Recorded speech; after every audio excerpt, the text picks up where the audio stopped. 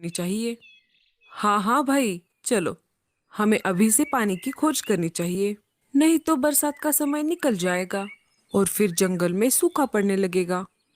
आसमान में बादल पानी की तलाश में निकल पड़े थे, लेकिन उन्हें जमीन पर कहीं पर भी पानी नहीं दिख रहा था, जहाँ से वो वाष्पीकरण कर सके और उससे बारिश कर सके। पर भाइयों, बहुत दिन हो गए, हमने पानी जमा ही नहीं किया। क्या हम पानी की खोज कर पाएंगे? अगर हमें जल्दी बारिश शुरू करनी है तो पास वाले जंगल में ही पानी ढूंढना पड़ेगा। अरे भाई, पहले से ही जंगल में पानी की बहुत कमी है, फिर भी तुम पास वाले जंगल में पानी ढूंढने की बात कर रहे हो। हर साल की तरह हमें समंदर से ही पानी की प्यास बुझानी पड़ेगी। पिछले साल हमें दूर से पानी लाने में बहुत परेशानी हुई थी। तुम सब एक काम करो, इस साल मैं पास वाले जंगल में से पानी ढूंढने की कोशिश करता हूँ। तुम सब समंदर की तरफ जाना। अगर मुझे पास वाले जंगल में कहीं पर पानी मिल गया तो अगले साल हमें पानी की खोज करने के लिए दूर समंदर तक जाने की जरूरत ही नहीं पड़ेगी। ठीक है भाई, ऐसा ही करते हैं। तो फिर क्या था? सभी बादलों ने आपस में बातचीत करके जो फैसला किया था, उस फैसले पर काम करने के लिए निकल पड़े। मैं तो निकल पड़ा हूँ। मैं ये आशा करता हूँ कि मुझे पानी मिल जाए, नहीं तो दूसरे बादल मुझे चिढ़ाने लगेंगे। मुझे कैसे भी करके पानी की खोज करनी ही पड़ेगी। दिन भर बादल पानी की खोज में पूरे जंगल के ऊपर घूमता रहा, लेकिन उसे कहीं पर भी पानी नहीं मिला। अब बादल परेशान होने लगा। अब रात होने वाली है, फिर भी मुझे कहीं पर भी पानी नहीं मिला। मैं कल सुबह होते ही समंदर की तरफ पानी पीने के लिए चला जाऊंगा। मैं दिन भर घूम घूम के बहुत थक चुका हूँ और कल मुझे बहुत लंबी यात्रा भी करनी है।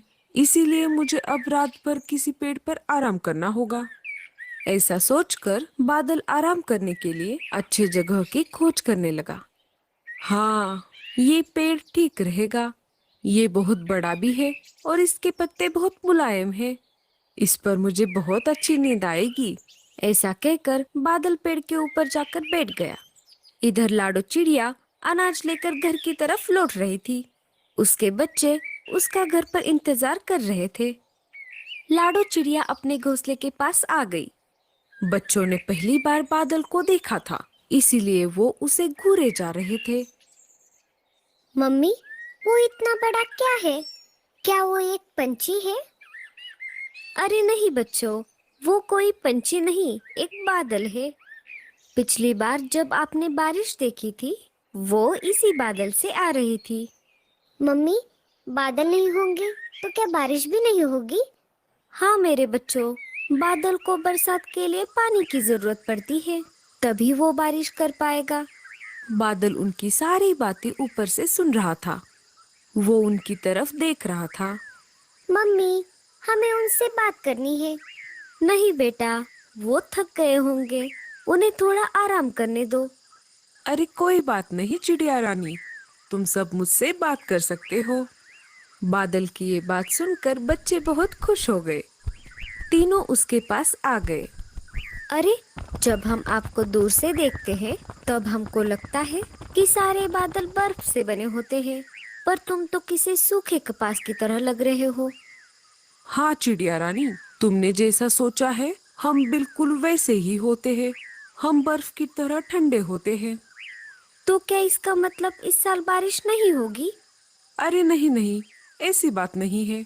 इस साल बारिश अवश्य होगी और वो भी बहुत ज्यादा। बाकी सारे बादल इसी कारणवश बहुत सारा पानी पीने के लिए समुद्र की तरफ गए हैं। अगले साल हमें दूर तक यात्रा न करनी पड़े, इसीलिए मैं पास वाली इलाके में पानी की खोज कर रहा था, परंतु मुझे कहीं पर भी पानी नहीं मिला। क्या आप पश्चिम में पहाड़ी इलाकों की तरफ गए थे?